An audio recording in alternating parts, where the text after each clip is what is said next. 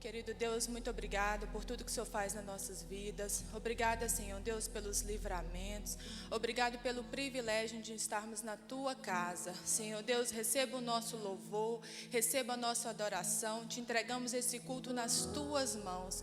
Pai, falem aos nossos corações. Senhor Deus, abençoa aqueles que estão a caminho, aqueles que já estão aqui.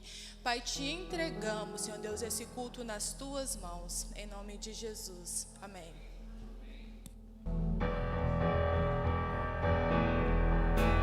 Eu sou grato por tudo que tenho, o tesouro maior deste mundo que foi dado como herança eterna, maior prova de um amor tão profundo. Tenho vida, alegria em todo tempo. Tenho amigos, família, muitos irmãos. Foi Jesus, meu amigo verdadeiro, que fez tudo ao me dar a salvação. Louvarei ao Senhor em todo tempo, seu louvor estará continuamente nos meus lábios e também no coração. Jesus Cristo será sempre minha canção.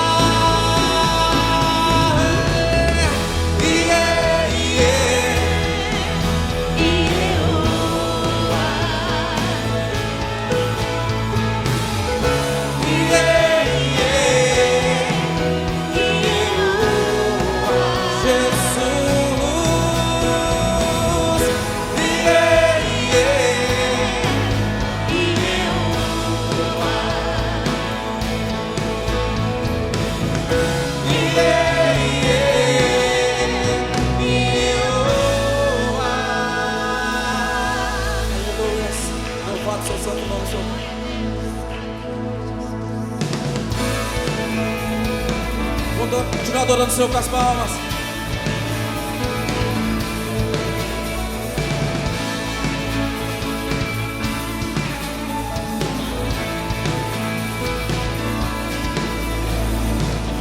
Tu és Deus sobre toda a terra, Tu és Deus sobre o meu viver, sem ter medo de problemas enfrentar. Seguro estarei.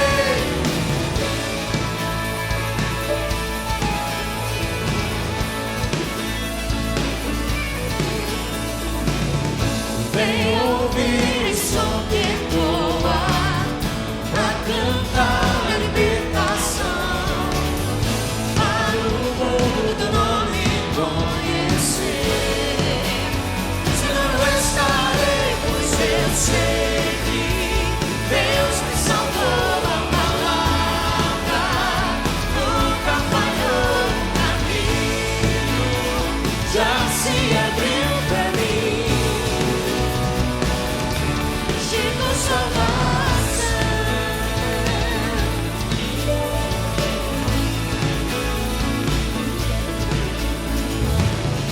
Vem ouvir esse som que voa, a cantar a libertação, para o mundo do nome conhecer.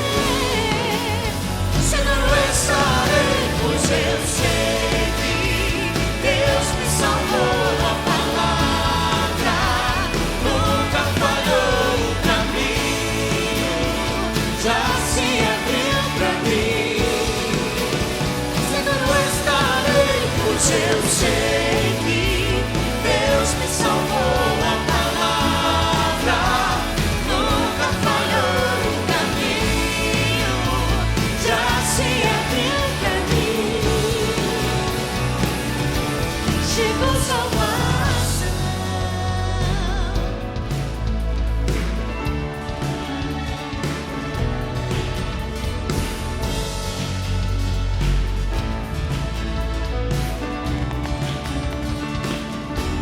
Chegou salvação,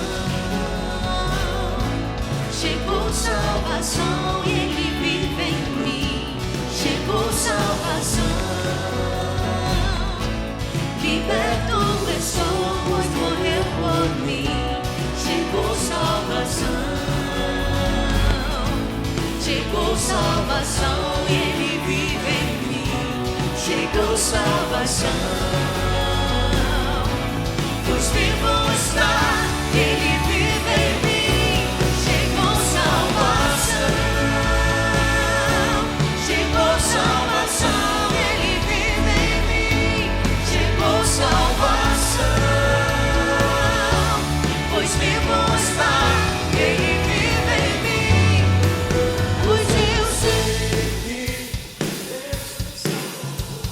Você pode declarar isso mais forte? Já se abriu pra mim. Seguro estarei, pois eu sei que Deus me salvou. A palavra nunca falhou, o caminho já se abriu pra mim. Chegou salvação,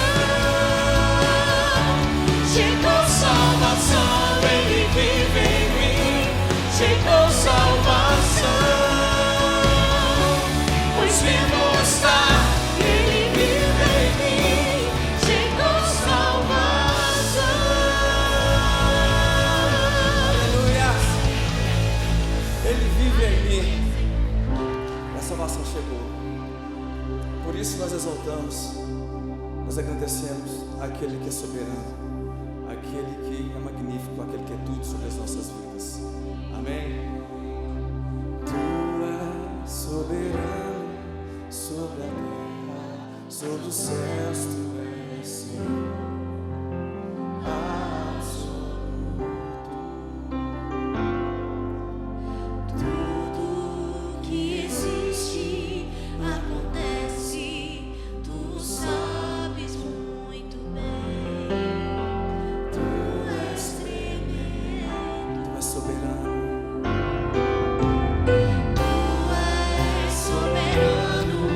Sobre a terra, sobre os céus, tu és Senhor absoluto. Tudo que existe acontece, tu sabes muito bem. Tu és tremendo,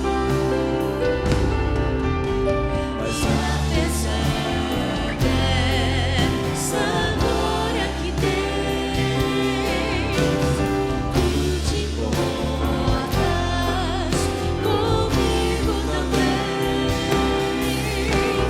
E esse amor tão grande eleva-me, amarra-me a ti. Tu és tremendo. Tu és soberano sobre a terra. Tu és soberano sobre a terra, sobre os céus, tu és Senhor absoluto. Tudo que existe acontece, tu sabes muito bem. Tu és tremendo, mas apesar dessa glória que tens, tu te importas comigo também. E esse amor tão grande eleva-me, amarra-me a ti. Tu és tremendo, Mas apesar dessa glória que tens, tu te importas comigo também. E esse amor tão grande eleva-me, amarra-me a ti. Tu és tremendo.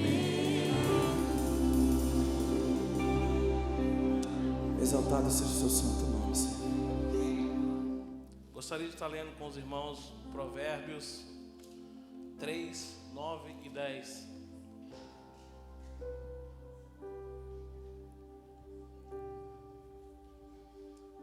Todo mundo acharam? A palavra do Senhor diz: honre ao Senhor com todos os seus recursos e com os primeiros frutos de todas as tuas plantações, e os seus celeiros ficarão plenamente cheios e os seus barris transbordarão de vinho. E eu gostaria de ler com os irmãos também Malaquias 1:6. Diz o seguinte: o filho honra o seu pai, o servo o seu senhor. Se eu sou seu pai, onde está a honra que a mim é devida? Se eu sou o Senhor, onde está o temor que me devem? Eu entendo a palavra do Senhor quando fala dízimo e oferta, duas coisas: honra e gratidão.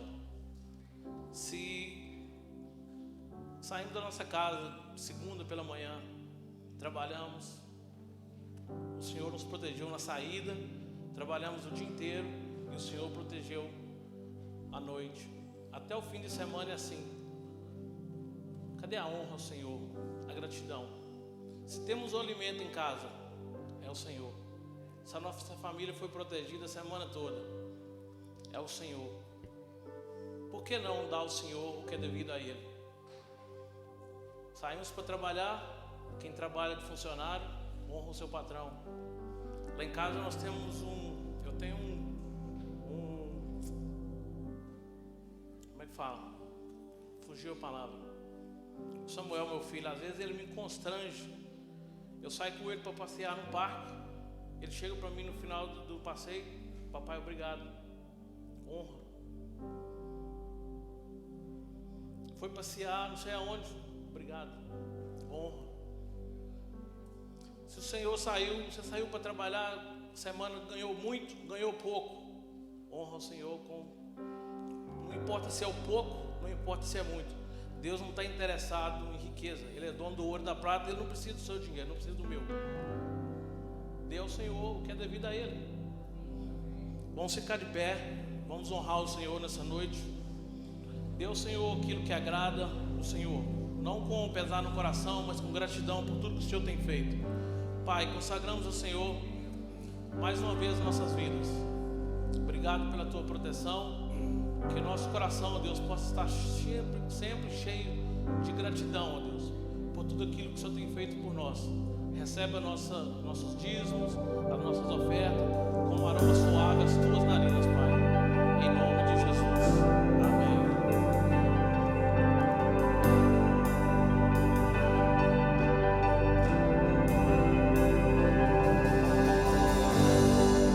Digno desta canção, só tu és, Senhor. Digno do meu louvor, só tu és, Senhor. Digno da minha vida, tu és, Senhor. Ou eu sou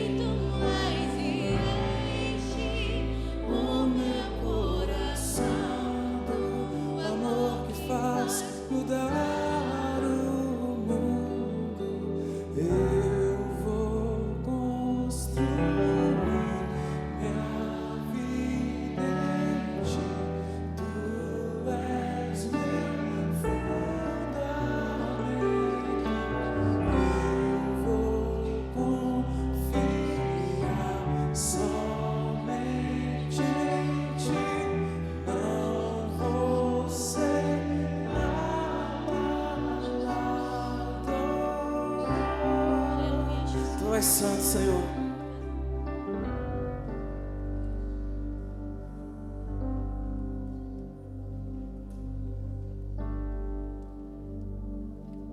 Qual é a impressão que você tem de Deus? Eu sei que o mundo ele está cheio de impressões diferentes a respeito do Senhor, o nosso Deus. E isso vem de experiências passadas, isso vem do que aprende na escola, isso vem talvez do que os amigos falaram a respeito de Deus, ou alguma coisa que aprendeu lá da vovó e do vovô, lá na casa deles, ou no lar, quando cresceram dentro de uma casa evangélica. A verdade é que nós desenvolvemos impressões a respeito do Senhor, o nosso Deus. E muitas delas são difíceis até de superar, porque nós deixamos que elas se tornassem firmemente arraizadas dentro da nossa mente e do nosso coração. Eu gostaria de ler então a palavra do Senhor lá em Jó 42, versículo 5, para mostrar para os irmãos como não é somente eu e você, não somos nós somente, mas até na Bíblia nós vemos um homem de Deus com impressões erradas a respeito do Senhor, e eventualmente ele vem descobrir algo novo a respeito do Senhor, que muda completamente a sua perspectiva, a sua opinião sobre quem Deus é. Amém? Jó 42, versículo 5. Jó 42, versículo 5. Os irmãos encontraram? Amém, glória a Jesus. Então, a palavra do Senhor diz, os irmãos conhecem talvez já esse texto, mas é o próprio Jó que fala, mas no final ali do livro. Meus ouvidos já tinham ouvido a teu respeito, mas agora os meus olhos te viram. Falei mais uma vez, meus ouvidos já ouviram falar a teu respeito, mas agora os meus olhos te viram. Lá na Revista Atualizada, o texto diz, eu te conhecia só de ouvir, mas agora os meus olhos te veem. Meus irmãos, aqui está o nosso irmão Jó. Ele, até esse momento, ele não tinha visto Deus de uma maneira mais clara. Ele tinha aprendido muito do que havia, talvez, escutado de antemão, uma experiência que ele havia desenvolvido com Deus, mas ainda não havia conhecido o Senhor na sua plenitude, ou pelo menos um pouquinho mais do que deveria para compreendê-lo melhor.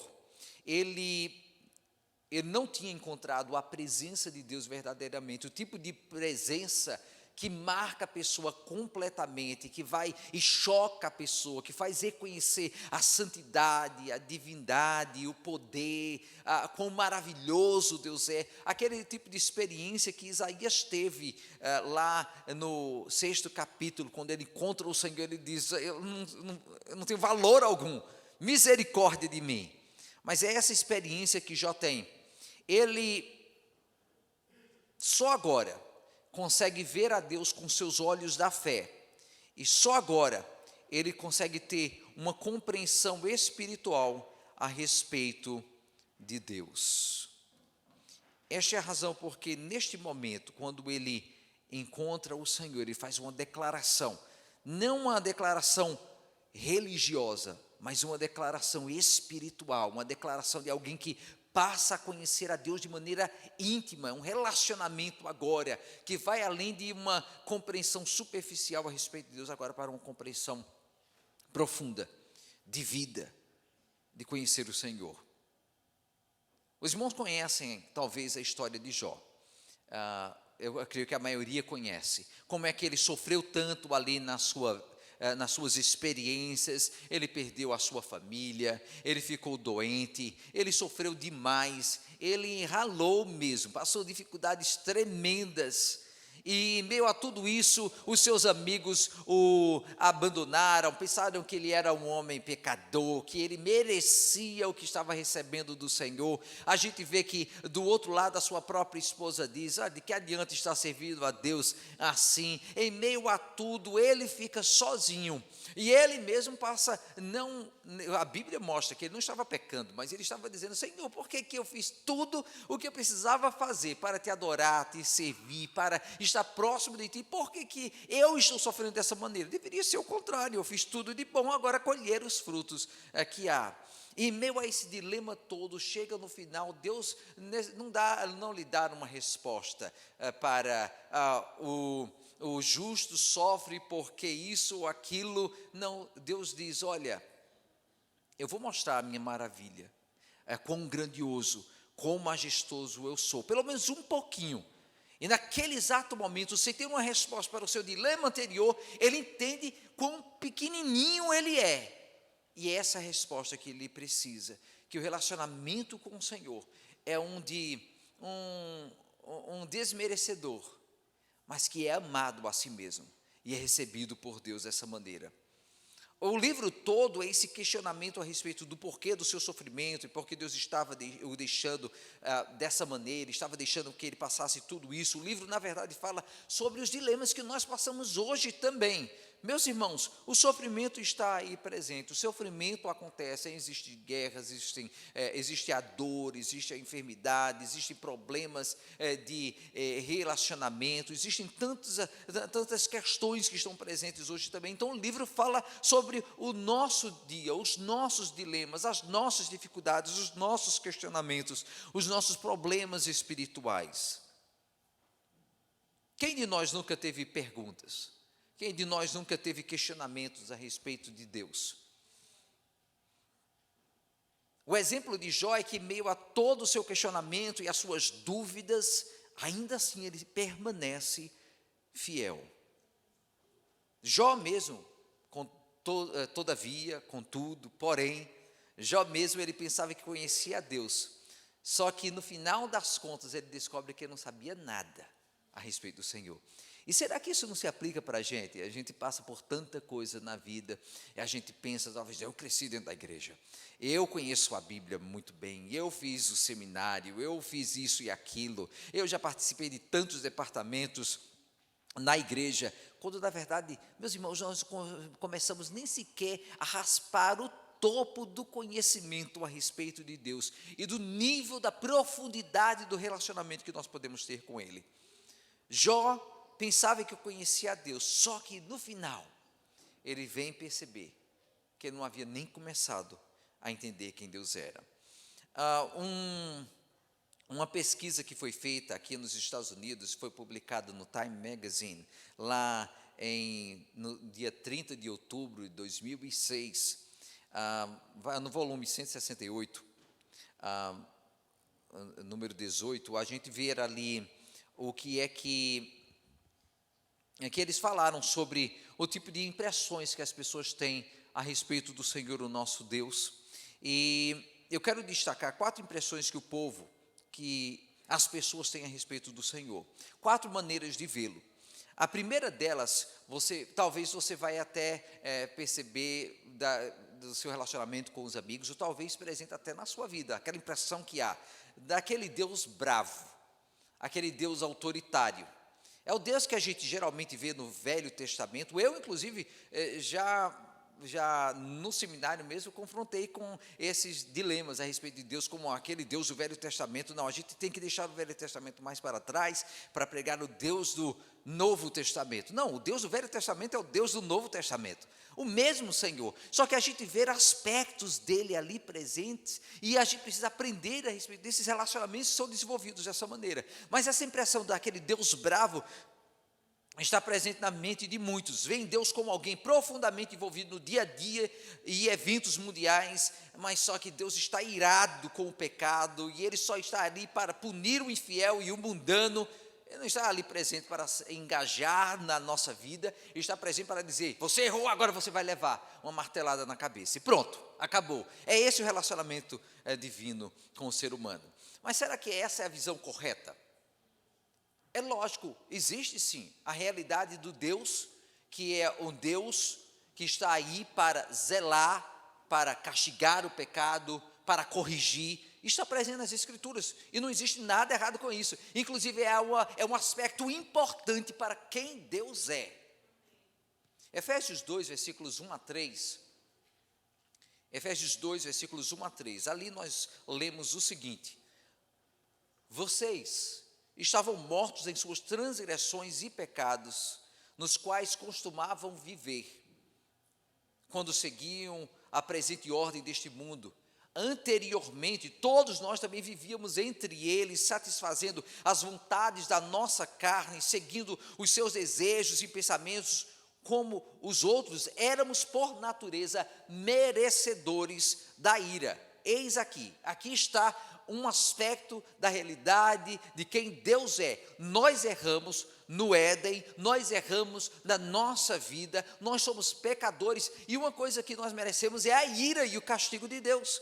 Então não temos nenhuma razão de reclamar quando somos punidos pelo nosso erro, pela nossa falta. É um aspecto que está presente ali na santidade de Deus. O problema está com a transgressão, todavia, porém, não conosco. Não é porque Deus odeia o ser humano, não é porque Deus quer meter a mão na nossa cabeça e dizer, vai para lá, sai de perto de mim. Não é isso. Deus odeia a transgressão, o pecado, o erro da nossa parte. Deus é dono do universo, é dono da nossa vida, é dono da nossa casa, da nossa família, do que tenho, do que vou fazer. A Deus tudo pertence, então Ele tem o direito de exigir.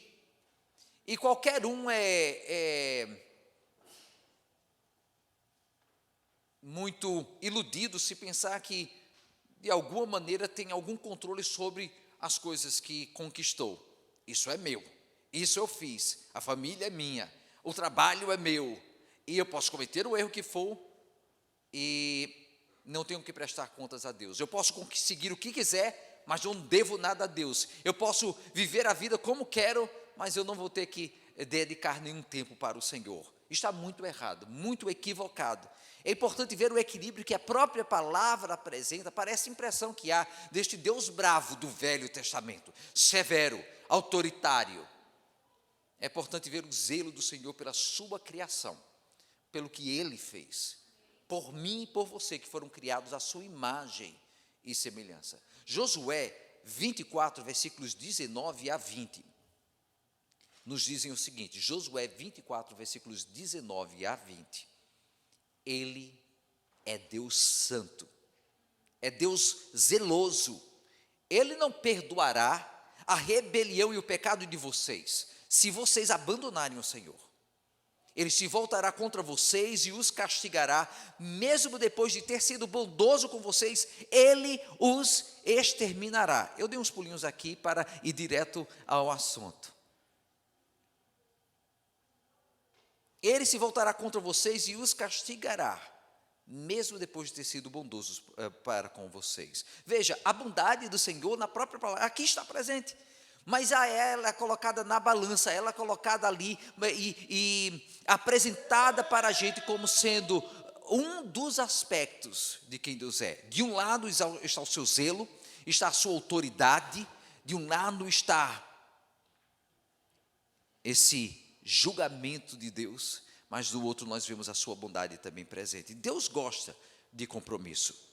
Sem zelo, Deus não seria Deus. Deus está mantendo a sua santidade, Deus está mantendo a sua glória, Deus está mantendo o seu nome quando Ele zela por aquilo que é justo e aquilo que é santo. E Deus vai manter a sua santidade. Não se brinca com Deus e é portanto que o fato estava aí presente, que Ele não vai abrir a mão da sua autoridade também. Qualquer pai que quer realmente ter o respeito dos seus filhos, precisa que os meninos, os seus filhos entendam que Ele também pode castigar. Pai que não tem coragem de, quando é pequenininho, dar um tapinha, para o menino aprender a lição, pai que não tenha coragem de colocar de castigo, pai que não tenha coragem de tirar alguma coisa, algum direito do filho, ele não sabe o que é ser pai.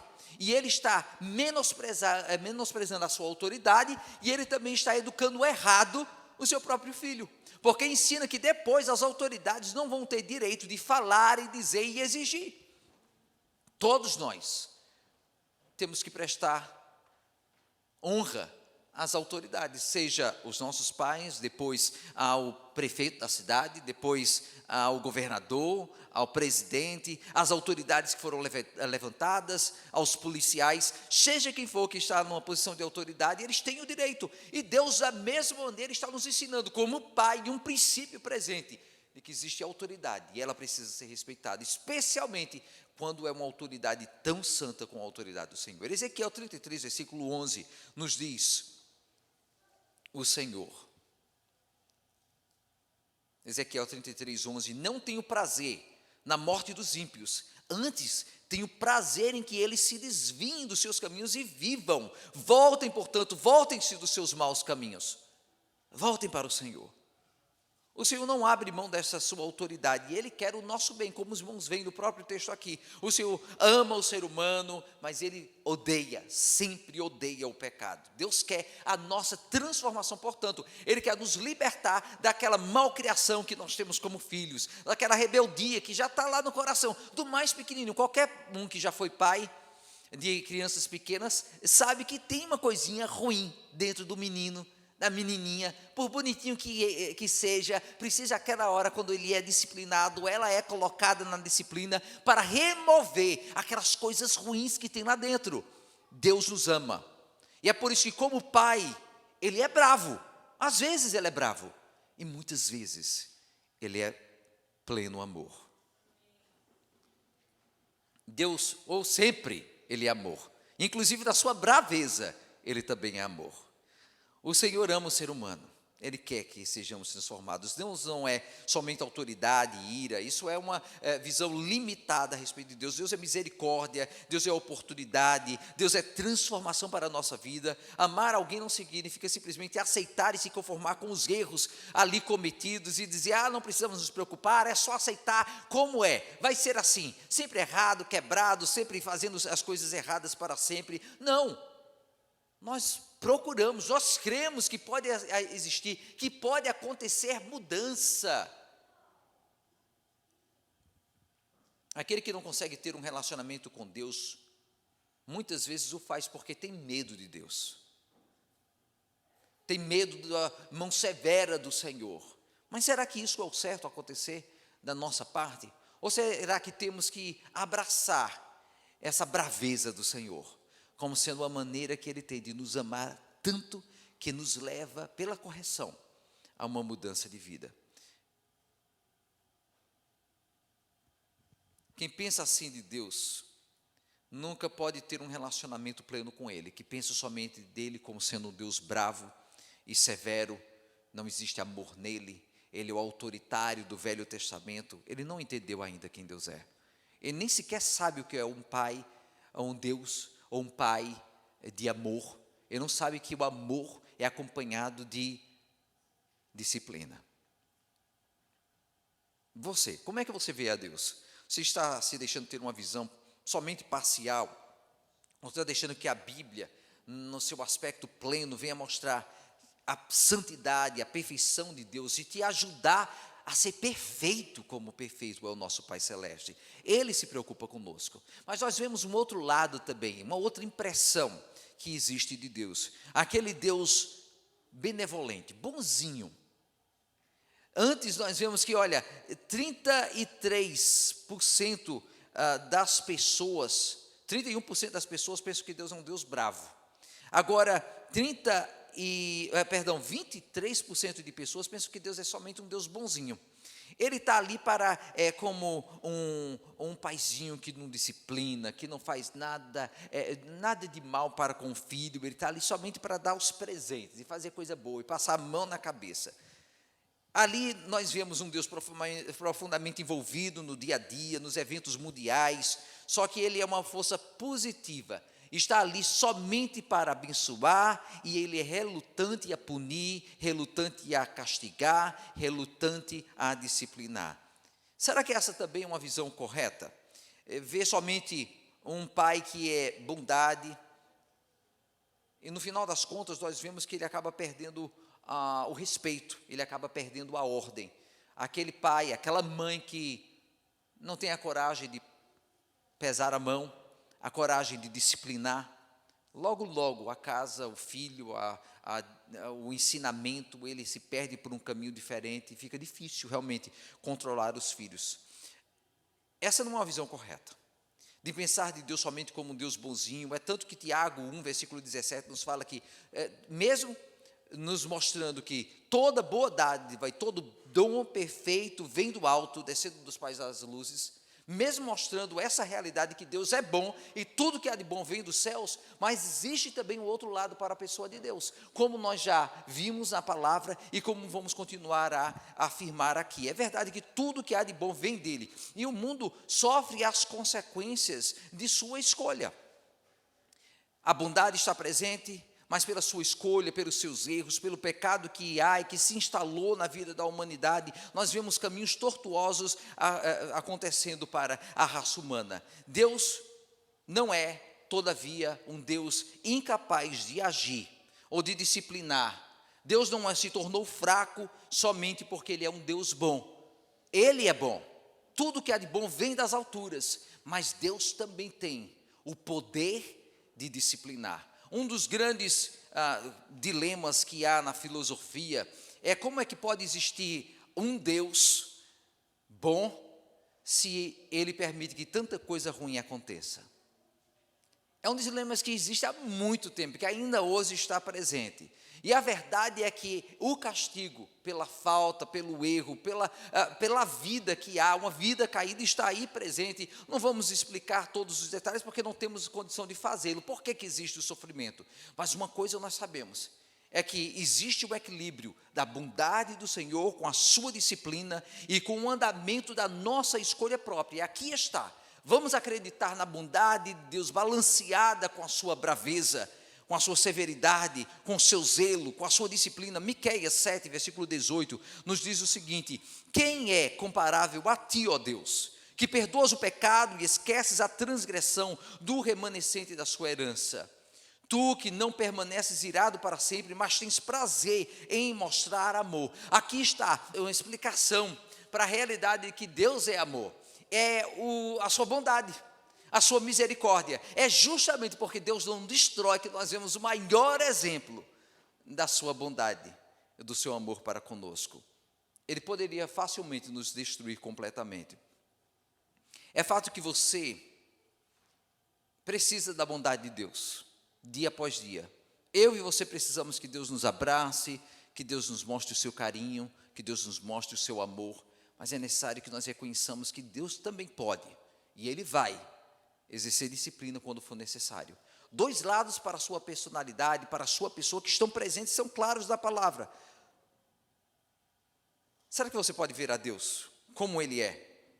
Ou será que, em alguns casos, nós, como temos visto no Brasil, como temos visto aqui, tantas igrejas que têm abraçado o liberalismo com uma vontade tão grande, e pregam de púlpito o liberalismo de um Deus que não se preocupa com nada, pode fazer o que quer, se você está bem, você está ok com Deus. Não é verdade. Mas a igreja, em nome, ela tem abraçado isso e tem pregado isso de púlpito e levado adiante aqui no Brasil, de um Deus que é só bondade, de um Deus que é bonzinho, um Deus que abraça qualquer um do jeito que está e não precisa mudar e não precisa de fazer nada de consertos, quando na verdade a palavra do Senhor está aqui para nos machucar lá dentro, nos ferir lá dentro, é arrancar o band-aid, é colocar o metiolate, é colocar o remédio em cima da ferida, para que assim nós sejamos realmente curados. Às vezes a cura não vem sem a mão pesada da enfermeira ou do médico que está ali para dizer, vai doer um pouco, mas é assim que vem a cura. Não podemos ter um relacionamento baseado numa ilusão de que Deus é bom, somente bom. Que Deus nunca vai ter a coragem, Deus nunca vai ter a coragem de castigar. Não, inferno, não vamos falar sobre isso. Não vamos falar sobre condenação, não vamos falar sobre o fim de todas as coisas, quando Deus vai pedir prestações de contas de cada um de nós. Não, existe sim. O próprio Senhor Jesus Cristo falou do inferno, falou de condenação. O próprio Senhor Jesus Cristo falou que um dia nos apresentaríamos diante do trono do Senhor. Essa é uma realidade presente que continua sendo levada adiante pela igreja verdadeira, a verdadeira igreja do Senhor, o nosso Deus. Deus é amor, mas Deus também é justiça. Não é uma visão incorreta a gente pensar em Deus como bom, mas é uma visão incompleta. Deus é bondade, mas Deus também é zelo. Deus é bonzinho, mas Deus também é bravo. Qualquer um que teve uma boa mãe sabe que ela sabe dar um abraço tão gostoso, uns beijinhos da bochecha, mas sabe que às vezes ela pode ser brava também. E pode meter uma surrazinha para a gente aprender a lição. E ninguém questiona o amor da nossa mãe quando faz isso, ou do nosso pai. Mas isso não tem nada a ver com violência. Disciplina com amor é uma disciplina diferente de violência. Existe também uma outra impressão a respeito de Deus: braveza, bondade, mas também aquela impressão de um Deus crítico. 16% das pessoas entrevistadas ali pensavam assim a respeito de Deus. Deus não se relaciona com o mundo, mas está infeliz com o seu estado atual e Ele vai fazer justiça divina.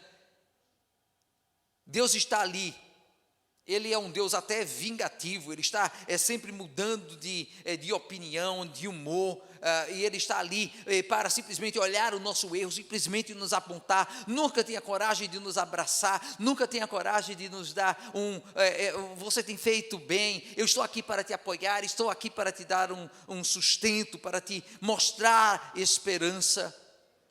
Essa não é uma visão correta de Deus, tampouco. De um Deus que nunca consegue ver nada bom em nós. O homem pode ser assim, pode ser crítico, às vezes cruel, às vezes maldoso, às vezes só sabe apontar, só sabe fazer os outros sentir mal. Às vezes é assim, mas Deus não. Deus, na sua crítica, Ele traz misericórdia, Ele traz esperança, Ele mostra que Ele crê em nós, que Ele sabe que existem aqueles que podem ouvir a sua voz e seguir o seu caminho, e fazer a sua vontade, e mudar a sua vida. Isso é o que o Senhor fala para nós ali. O homem pode não acreditar nesse lado de Deus. Penso que talvez ele está ali, a Bíblia só está ali para criticar a minha vida, para falar as coisas que tenho feito de errado, e assim rejeitam a Deus de cara, por que eu vou ficar lendo a Bíblia quando vai estar falando da minha vida, dos erros que tenho cometido? Mas será que isso é certo? Será que uma pessoa, um estudante de artes, ele vai saber pintar direito se ele não escuta a crítica do seu professor? Olha, essa pincelada deve ser desse jeito. Olha, você pode equilibrar as cores dessa maneira. Olha, você pode melhorar a sua representação do que você está vendo, fazendo dessa maneira. Olha como você pode colocar as sombras. É assim que você pode apresentar algo melhor. Ele nos ama justamente, demonstra o seu amor, porque Ele está mostrando o caminho que podemos e devemos seguir, porque Ele acredita que podemos mudar e melhorar para Ele. Ele quer o melhor para nós. Vingança e disciplina são um aspecto completamente diferente, não é isso que o Senhor tem mostrado. O que a palavra mostra a respeito de Deus não é uma crítica por criticar, é uma crítica para construir, edificar, ensinar, nos levantar. Tiago 4, versículo 12, nos diz o seguinte: há apenas um legislador e juiz, aquele que pode salvar e destruir. Mas quem é você para julgar o seu próximo? Aqui está na palavra a apresentação, a palavra apresentando o homem como sendo alguém que julga, que critica, mas incapaz de realmente fazer diferença no final das contas, como Deus pode fazer. Deus, Ele pode sim, na sua crítica, no seu julgamento, Ele pode salvar e pode destruir. Ele pode demonstrar o seu amor e a sua bondade salvando, Ele pode demonstrar a sua severidade, o seu zelo, destruindo. É verdade que o Senhor tem o direito de nos colocar na balança, de pesar o nosso coração, de ver o que está na nossa mente. mas é verdade também que Ele está ali fazendo para nos instruir, para nos tomar pela mão, sabendo que nós podemos fazer algo melhor e crescer nele. Ele nos pesa, Ele o faz, mas Ele está construindo, Ele está derramando bênçãos sobre nós. No seu julgamento, Ele tem o poder de salvar e destruir, ao contrário do que o homem faz. Em Apocalipse 3, versículo 19, nós lemos ali: repreendo e disciplino aqueles que eu amo, por isso seja diligente e arrependa-se. Você vê aqui o Senhor falando: olha, eu repreendo e disciplino. Está ali o Senhor falando, mostrando, apontando o caminho, criticando, julgando, mas Ele faz por amor. O que poderia parecer um julgamento frio é, na verdade, uma demonstração plena de amor. E não existe relacionamento sincero se não há honestidade. Não podemos ter um relacionamento com Deus se não estamos prontos para ouvir e dizer: Senhor, é aqui que eu falhei. Espírito de Deus, é aqui onde está a minha falta, o meu erro, a minha dificuldade. Me ajuda a crescer. No relacionamento mesmo seu com o seu filho, ou seu com a sua esposa, com o seu marido, seu com o seu amigo, não há condição de haver um relacionamento verdadeiro se você não está pronto também a dizer: eu quero escutar. Onde é que eu posso melhorar? O que posso fazer de melhor? Ninguém é perfeito, ninguém é plenamente correto, todos podemos ouvir uma voz crítica e crescer. Mas eu posso dizer para você, se só existe crítica, se você vê logo que a pessoa está ali para somente humilhar, desfazer, somente colocar no chão, rejeita a crítica, porque não é construtiva. Uma crítica construtiva está ali para dizer: você errou aqui, mas eu te mostro como fazer melhor, eu te ajudo, eu te levanto, eu te apoio. Você está pronto a escutar o Senhor? Em último lugar, vimos o Deus bravo, o Deus bonzinho, o Deus crítico. E vimos também que, em meio a tudo isso, existem aspectos de Deus que estão aí presentes. São facetas de Deus que estão sendo apresentadas. Mas a personalidade de Deus é complexa. Ela é muito maior do que simplesmente apresentar um lado de Deus e acreditar naquilo. Esse é o Deus distante que muitos creem. 24% dos entrevistados diziam que Deus está longe demais para se preocupar com o que está acontecendo conosco. Deus não se relaciona com o mundo e não está irado conosco. Ele é simplesmente uma força cósmica que colocou as leis da natureza em ação e depois deixou a gente para lá. E será mais uma vez que esta é uma visão correta? Muitas vezes a pessoa não fala, até o crente não fala, mas pensa da mesma maneira. Pensa: Deus não está me vendo, Deus não se preocupa comigo, Deus não se importa comigo. Ou pensa que pode, como Adão e Eva, se esconder de Deus, porque Deus não vai ver, porque Deus já deixou a gente para lá. 1 Crônicas 28, versículo 9, nos diz o seguinte: o Senhor sonda os corações e conhece a motivação dos pensamentos. E continua dizendo: se você o buscar, o encontrará, mas se você o abandonar, ele o rejeitará para sempre. Veja, aqui está Deus dizendo: eu sondo os corações, eu conheço a motivação do seu pensamento. Deus não somente te vê, Ele te vê por dentro. Quer um Deus mais próximo do que esse? Que conhece o pensamento não de toda a humanidade, não o que está acontecendo, não um Deus que deu corda na criação e deixou para lá, mas um Deus que está preocupado com o que está se passando lá dentro da minha mente, nos meus pensamentos, no meu coração. Deus está próximo da gente, sim. A impressão da distância, na verdade, é mais um reflexo do indivíduo do que de Deus. Porque, na verdade, você vê, a palavra disse que se você o abandonar, Ele o rejeitará. Na verdade, somos nós que abandonamos ao Senhor. Somos nós que criamos distância entre nós e Deus. Não é Deus que o faz. Deus está dizendo: vinde a mim, todos vós que estão cansados e sobrecarregados, eu vos aliviarei. Apocalipse 3, versículo 20, nós lemos o seguinte: eis que estou à porta e bato. Esse é o Deus, Jesus Cristo, falando conosco. Eis que estou à porta e bato. Se alguém ouvir a minha voz e abrir a porta, entrarei e cearei com ele e ele comigo. O Filho de Deus, Jesus falou: se você vê a mim, você vê ao Pai.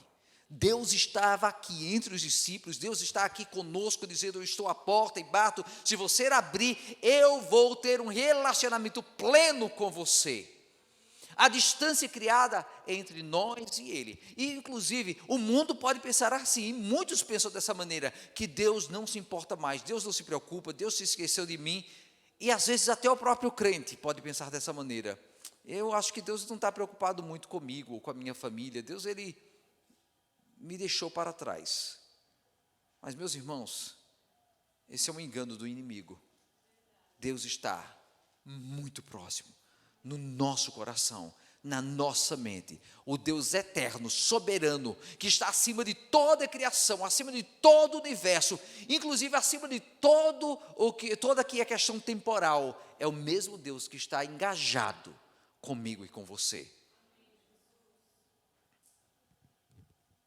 O convite está aberto para nós, cabe a nós dar a resposta. Você acha que não tem valor? Você acha que Deus se esqueceu? Acha que pode se esconder? Nenhum desses casos é verdade.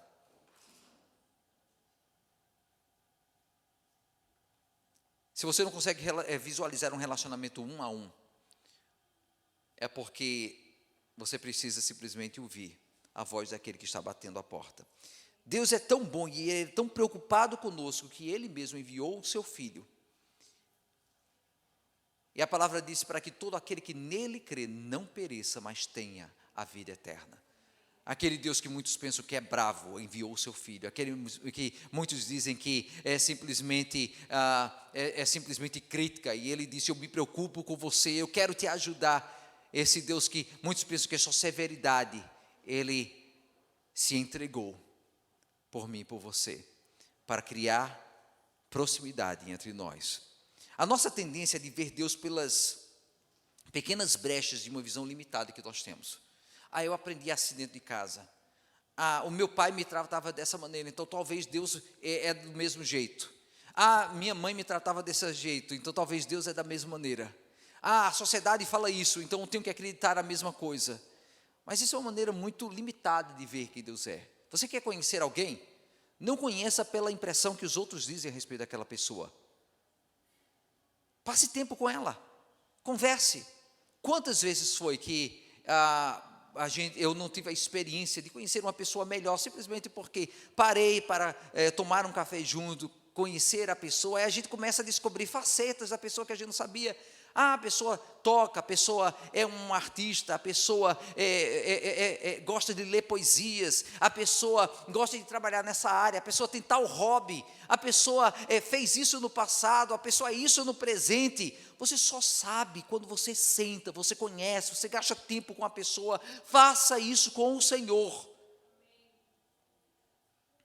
Não coloque a Deus numa caixinha, numa categoria somente, e diga: Deus é isso que a sociedade faz, é isso que muitos fazem, é isso que inclusive a igreja impostora, em muitos casos hoje, a igreja nominal, em muitos casos hoje tem feito. Jesus veio para revelar a Deus para você.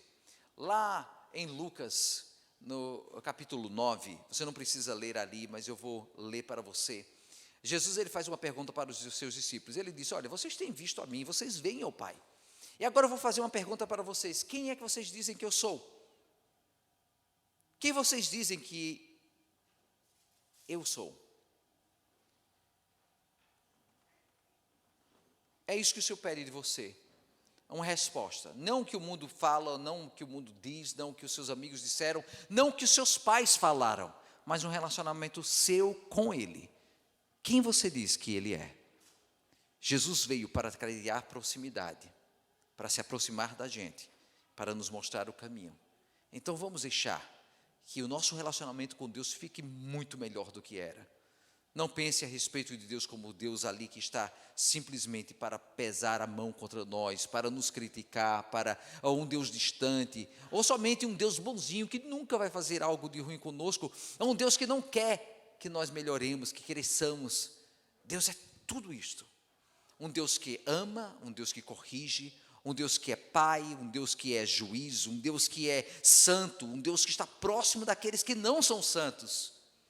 um Deus que nos ama, um Deus que se entregou por nós, mesmo sendo Deus eterno. Ele é complexo, Ele é real, Ele é próximo, Ele é amor. Esse é o nosso Deus. Amém? Glória a Jesus. Vamos orar agora, por favor. Amém. Vamos colocar de pé, por favor, e falar com o Senhor agora.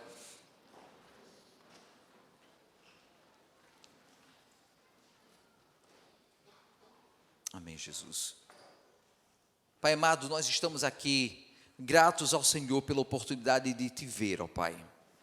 Senhor, nesse momento eu quero pedir que, se os meus irmãos aqui, talvez nesse momento precisam fazer um reajuste no relacionamento contigo, inclusive eu, Pai amado, nos ajuda a encontrar equilíbrio na nossa impressão do Senhor, te ver na complexidade da tua pessoa, ver no teu amor, ver-te como um Deus justo, ver-te como um Deus próximo, ver-te como um Deus que está querendo o nosso melhor, ver-te como um Deus que também é capaz de nos punir, ver-te como um Deus que está sempre presente, todavia, a nos ajudar, se estamos prontos a nos aproximar de Ti.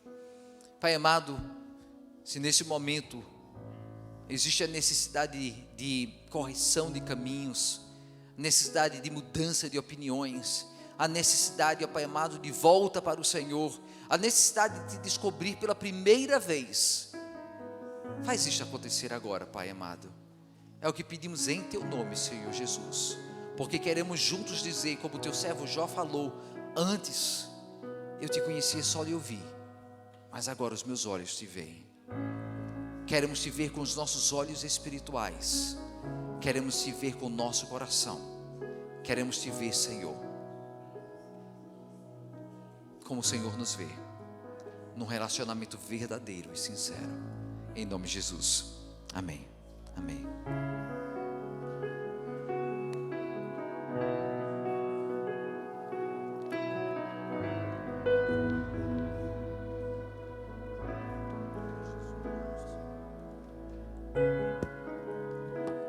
Louvar-te é bem mais do que eu mereço,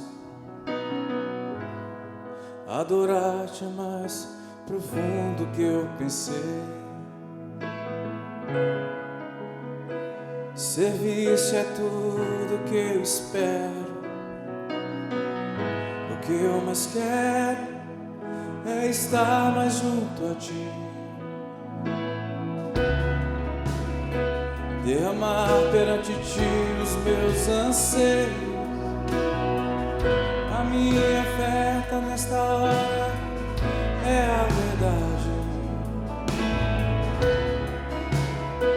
e Te mostrar os meus pequenos sonhos.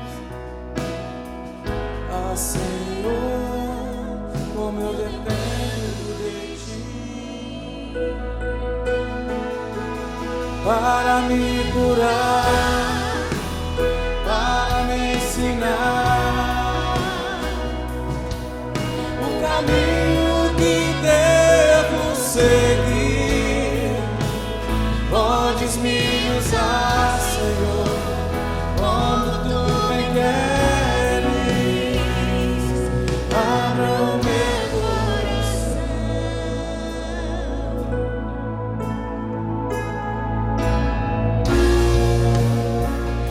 Louvar-te é bem mais do que eu mereço,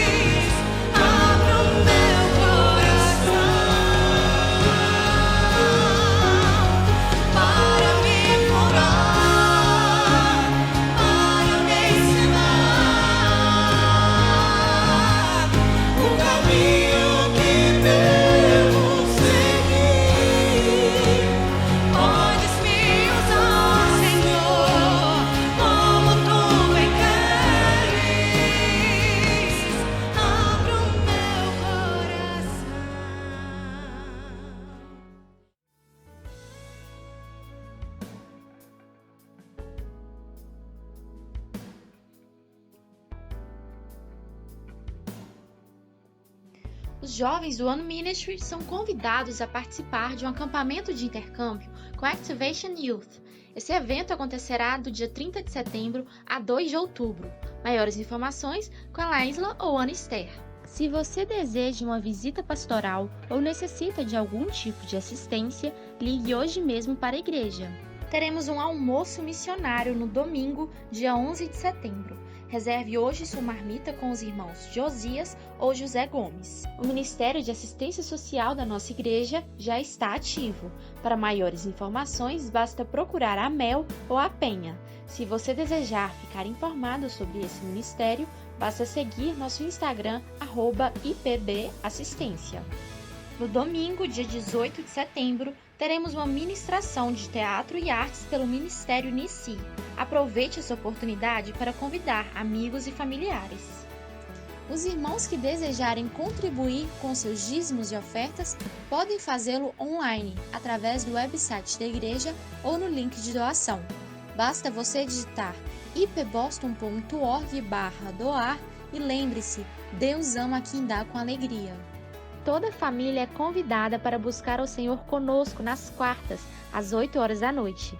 Temos culto de oração para os adultos, estudo bíblico para os adolescentes e jovens e salinha para as crianças. Buscai ao Senhor enquanto se pode achar. Nesta quarta-feira, às 8 horas da noite, teremos o nosso Watch Hour para os adolescentes e jovens no salão da igreja. Venha e convide seus amigos.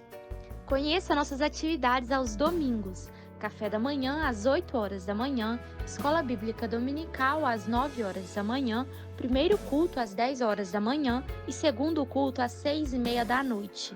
Alegrei-me quando me disseram, vamos à casa do Senhor. Todos os oficiais da igreja estão convidados para uma manhã de treinamento.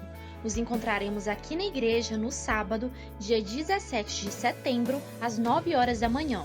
Pedimos que todos estejam presentes. Em breve estamos começando um novo curso de cristianismo básico durante a EBD. Se você desejar se batizar ou participar dessa classe, se inscreva com o casal Henrique e Edenilze ou ligue para a secretaria da igreja. Se você já é batizado e deseja se tornar um membro IPB, procure hoje mesmo o pastor Diógenes ou ligue para a secretaria da igreja.